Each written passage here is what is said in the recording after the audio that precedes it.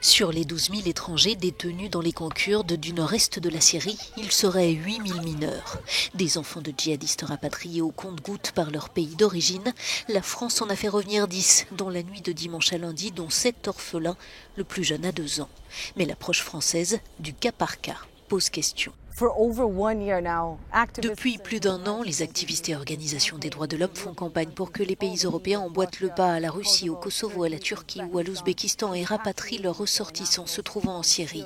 Pour ces organisations, faire abstraction de ces ressortissants, en particulier des enfants, ne ferait que favoriser l'émergence d'une nouvelle génération de djihadistes. Mais l'opinion publique française est opposée au rapatriement de ces ressortissants depuis la Syrie. Le sujet est sensible dans ce pays et le gouvernement a des réticences à faire revenir ces mineurs.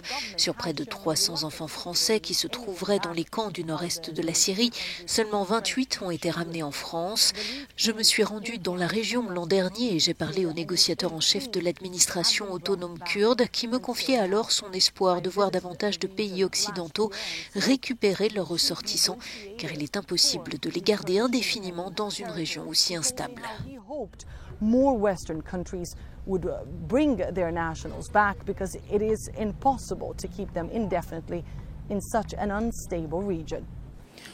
Ces enfants ont grandi dans le terrorisme et ceux qui ont plus de 8 ans, qu'on appelle les louveteaux du califat, ont été formés idéologiquement et militairement, explique le responsable des affaires étrangères.